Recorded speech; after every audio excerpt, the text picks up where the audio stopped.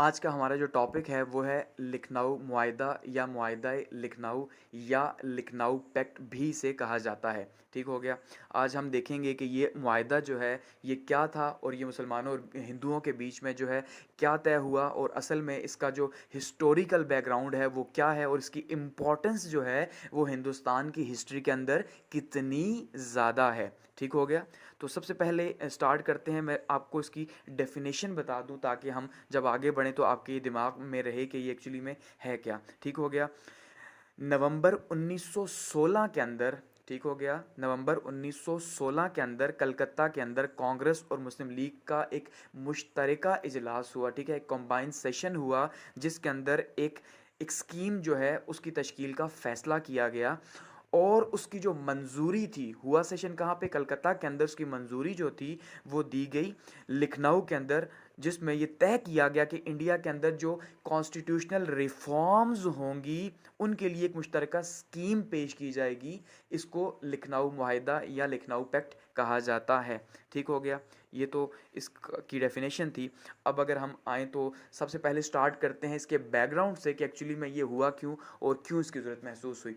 तो सबसे पहले अगर हम स्टार्ट करें तो हम देखते हैं कि बैकग्राउंड के अंदर अगर हम 1905 में देखें तो 1905 में जो एक इम्पॉर्टेंट इवेंट होता है जिसके अंदर जो है वो बंगाल जो है उसको दो पार्ट्स के अंदर डिवाइड कर दिया जाता है। ऐसा ही है, यानी कि डिवीजन ऑफ बंगाल हो जाती है। उसके बाद हम ये देखते हैं कि उसमें मुसलमान बहुत ज़्यादा खुश होते हैं जबकि जो हिंदू हैं वो इतना खुश नहीं होते, क्योंकि उनके ख्याल में ये डिवाइड एंड रूल की पॉलिसी होती है। तो इसी वजह से वो इससे डिसएग्री करते हैं कि ऐसा नहीं होना चाहिए। तो एक जो है वो एक एहतजाज भी शुरू हो जाता है कि भाई ऐसा नहीं होना चाहिए। तो वो एहतजाज 6 साल तक चलता रहता है और 1911 के अंदर जो है वो कैंसिलेशन ऑफ बंगाल हो जाती है, डिवीजन ऑफ बंगाल। ठीक है जी। वो जो तकसीम की गई थी 1905 के अंदर उसको 1911 में कैंसिल कर दिया जाता है। अब उससे पहले अगर हम देखें 2 साल पहले 1909 के अंदर, तो 1909 के अंदर जो है वो मंटो मार्ले रिफॉर्म्स आती हैं। तो मंटो मार्ले जो रिफॉर्म्स हैं उसमें इस बात को मान लिया जाता है मुसलमानों की कि उन्हें जो है वो सेपरेट इलेक्शंस का राइट दिया जाएगा।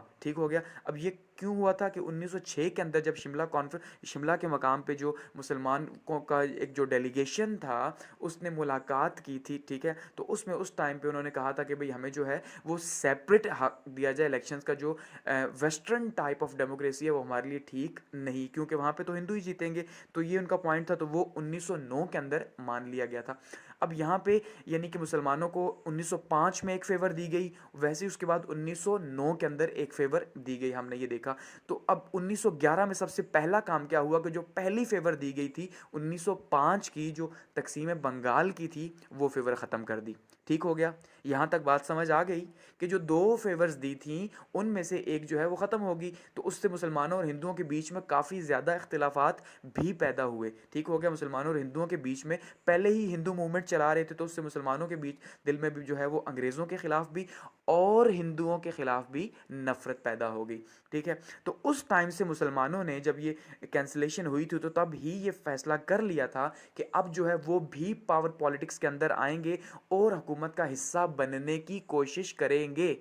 इससे पहले हम ये जानते हैं कि जब 1906 के अंदर मुस्लिम लीग इस्टेब्लिश की गई तो उस टाइम पे ऐसा कोई भी जो है वो स्लोगन उस मुस्लिम लीग के जो है वो चार्टर के अंदर शामिल नहीं था कि उन्होंने पावर पॉलिटिक्स करनी है। ये ज़रूर था कि वो हिंदुओं अंग्रेज़ों के साथ ताल्लुकात अच्छे रखेंगे, जो सबसे मेन एम था। ठीक है, और मुसलमानों के राइट्स को प्रोटेक्ट करेंगे, लेकिन पावर में आने की बात कहीं नहीं की गई थी। तो अब उन्होंने क्या किया जी, उन 2 साल के बाद 1913 में, इस कैंसिलेशन के 2 साल बाद 1913 के अंदर जो मुस्लिम लीग थी उसके इब्तदाई मकासद जो है उसे चेंज कर दिया और पावर पॉलिटिक्स में आने की बात की। अब जब पावर पॉलिटिक्स में आने की बात की तो उस टाइम पे कायदे आज़म ने क्या किया, मोहम्मद अली जिन्ना ने उस टाइम पे मुस्लिम लीग को ज्वाइन कर लिया। ठीक हो गया। और मुस्लिम लीग उससे कायदे आज़म जो थे उससे पहले वो शामिल थे कांग्रेस के अंदर, तो अभी भी वो कांग्रेस में थे और साथ ही उन्होंने मुस्लिम लीग भी ज्वाइन कर ली थी। तो अब ऐसे में जो है वो कायदे आज़म जो थे वो वाहिद लीडर थे जो दोनों पार्टीज़ के बीच में थे और इस तरह से दोनों पार्टीज़ के बीच में ब्रिज का काम भी किया। तो कायदे आज़म ने भी मुस्लिम लीग को समझाया और कांग्रेस के साथ भी बात की कि देखिए अगर आप ये चाहते हैं कि आप जो है वो सेल्फ रूल करें, क्योंकि कांग्रेस तो सेल्फ रूल मांग रही थी कि खुद इख्तियारी की गवर्नमेंट जो है उन्हें सूबों के अंदर जो है वो ज़्यादा से ज़्यादा आज़ाद किया जाए, ये कांग्रेस का मुतालबा था। ठीक है ना, कि भाई उन्हें टैक्स लेने की जो है वो आगे उन्होंने प्रोविजंस दी थी कि उसमें कहा था कि छूट दी जाए और कुछ पॉइंट्स बताए थे। तो उसमें तो कायदे आज़म ने समझाया आपका फ़ायदा इसी में है कि आप जो हैं, आपसे मुराद हिंदू यानी कांग्रेस और मुस्लिम लीग, आप दोनों एक प्लेटफॉर्म पे आएँ और किसी एक बात पे एग्री हों ताकि अंग्रेज़ों को जो है वो टफ टाइम दिया जा सके। अब यहाँ तक समझ आ गई। अब इसी दौरान जो है वो अंग्रेज़ भी ये कोशिश कर रहे थे, जब 1911 में कैंसलेशन हो गई थी। ये तो एक रुख है ना कि मुसलमान और हिंदू भी चाह रहे हैं कि भाई कुछ ना कुछ लीडर्स चाह रहे हैं कि वो एक प्लेटफॉर्म पे इकट्ठे हों, वहीं पे अंग्रेज़ भी चाह रहे हैं कि भाई जो हिंदुस्तान के जो हालात ख़राब हो रहे हैं कैंसिलेशन के बाद, इन दोनों के बीच में जो नफ़रत पैदा हो गई या पिछले 6 साल जो मूवमेंट चलती रही, तो अब इसके हालात को नॉर्मल किया जाए। तो उन्होंने भी जो है वो एक कॉन्फ्रेंस बुलाई थी इलाहाबाद के अंदर, ठीक हो गया। तो उसमें क्या किया था, 60 हिंदू शामिल थे और 40 मुसलमान उस टाइम पे शामिल थे, जो कि उन्होंने कॉन्फ्रेंस बुलाई थी। उसका पर्पज़ भी क्या था, वो भी 1911 के अंदर बुलाई गई ताकि मुसलमानों और हिंदुओं के बीच के इख्तिलाफात को कम किया जा सके, ताकि वो ईजीली रिलैक्स होकर हिंदुस्तान के अंदर हुकूमत कर सके। अब जब ये लड़े झगड़ेंगे तो जाहिर बात है हुकूमत करना मुश्किल होगी। अच्छा, अब ये अभी प्रोसेस चल ही रहा था और 1913 के अंदर कायदे आज़म ने मुस्लिम लीग भी ज्वाइन की। तो इसी दौरान 1913 के अंदर जो है वो जुलाई के महीने में एक छोटा सा इंसिडेंट हुआ। वो क्या हुआ कि जो यूपी था, ठीक है, यूपी जो सूबा था उसके अंदर कानपुर जो उनका कैपिटल था, वहाँ पे एक रोड जो थी उसको उन्होंने थोड़ा सा तोसी देनी थी। तो वहाँ पे उन्होंने एक मस्जिद और एक मंदिर को मछली बाजार के अंदर क्या कर दिया जी, गिरा दिया। अब जब ये गिराया तो इसका मतलब मस्जिद गिराई, मस्जिद को शहीद किया, तो मुसलमान जो है वो बड़े हर्ट हुए इस पे। और वहीं पे जब मंदिर को गिराया गया तो हिंदू डिसहर्ट हुए। अब आप समझेंगे बात को। तो उन्होंने क्या किया, उन्होंने को ऐसा एक्ट कर दिया कि जिससे उनकी कोशिशें रंग ले आई। यानी वो पहले से चाहते थे कि यार ये मिल जाए, तो उन्होंने क्या किया, एक मंदिर और एक मस्जिद गिरा दी। तो नतीजे के तौर पे मुसलमान और हिंदू एक जगह इकट्ठे हो गए। उन्होंने कहा भाई देखो बहुत सिंपल सी बात है, इन्होंने ना मस्जिद छोड़ी ना मंदिर छोड़ा, अब हम इन्हें नहीं छोड़ेंगे। क्या ऐसा ही है ना, उस टाइम पे तो बड़े ऑर्थोडॉक्स व्यूज़ थे। मुसलमान मस्जिद गिराना क्या छोटी बात है, वैसे हिंदुओं के लिए जो है ना उन्हीं के मुल्क के अंदर उनका मंदिर जो है गिरा देना, तो ये कुछ छोटी बात तो है नहीं। तो इसलिए दोनों जो हैं वो इस बात के ऊपर यहाँ पे एक पॉइंट पे आ गए कि अब हम अंग्रेज़ों को नहीं छोड़ेंगे और उन्हें टफ टाइम देंगे। फिर हम देखते हैं कि 1914 के अंदर जो है वर्ल्ड वॉर फर्स्ट स्टार्ट हो जाती है। तो ये बेस्ट टाइम होता है कि भाई वो क्या करें ब्रिटिश गवर्नमेंट, क्योंकि मेन प्लेयर है अलाइड फोर्सेस के अंदर वर्ल्ड वॉर फर्स्ट में, वो हम दूसरे लेक्चर में देख चुके हैं।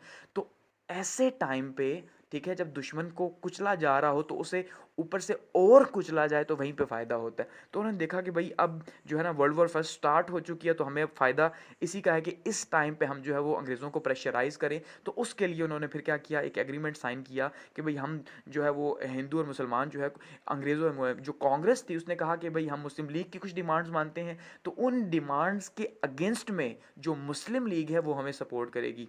ठीक हो गया। तो वो डिमांड्स जो है वो 4 से 5 डिमांड्स रखी गई। वही जो है वो कलकत्ता के सेशन के अंदर 1916 के अंदर जो है वो पेश की गई, क्योंकि प्रोसेस स्लो स्लो चलता है। तो उसमें जो कायदे आज़म थे उन्होंने बहुत मेन रोल प्ले किया था। इसीलिए उस टाइम पे कायदे आज़म को जो है वो हिंदू मुस्लिम यूनिटी का एम्बेसडर भी कहा गया। ठीक है, ये सरोजिनी नायडू जो थी कांग्रेस की, उन्होंने जो है ये टाइटल दिया था कायदे आज़म को कि भाई आप दोनों पार्टीज़ को एक साथ मिलाने का काम कर रहे हैं और ब्रिज का एक काम कर रहे हैं। तो उसमें अगर मैं एक दो पॉइंट्स की बात करूं, जो लखनऊ मुआहिदा था, जो लखनऊ पैक्ट था, उसके अंदर क्या इम्पॉर्टेंट जो पॉइंट्स थे उनकी बात की गई थी। तो उसमें मुसलमानों के लिए तो सबसे पहला ये था कि भाई मुसलमानों का जो तरीका इंतखाब है, जो उनकी इलेक्शंस हैं, जो उनकी सिलेक्शन हो रही है, उसको हम चेंज करेंगे। ठीक है, तो तमाम के तमाम उस इलाकों में जहाँ पे हिंदुओं की भी इवन जो है वो अक्सरियत है, वहाँ पर भी मुसलमानों को हम नुमाइंदगी देंगे। तो ये एक प्लस पॉइंट था मुसलमानों के लिए या कांग्रेस के लिए, ये एक प्लस पॉइंट था। उसमें इवन ये थोड़ा सा लॉस था कि पंजाब और बंगाल जहाँ पे मुसलमानों की एब्सोल्यूट मेजॉरिटी थी, वहाँ पे भी मुसलमानों को थोड़ा सा जो है वो उनकी रेशो कम मिली। लेकिन उन्होंने कहा भाई चलो यहाँ कम मिल रही है तो बाकी सूबों में तो थोड़ी ज़्यादा मिल रही है, तो ये प्लस पॉइंट था। इसके अलावा जो है उन्होंने कहा भाई 1/3 जो है इंपीरियल लेजिस्लेट के अंदर जो मरकज़ी कानून साज होगी, वहाँ पे भी 3 अगर हिंदू होंगे तो एक मुसलमान नुमाइंदा ज़रूर होगा। ये भी मुसलमानों के लिए प्लस पॉइंट था। यानी कि वो जो सेपरेट इलेक्शंस की बात की गई थी उसको मान लिया था कांग्रेस ने फर्स्ट टाइम।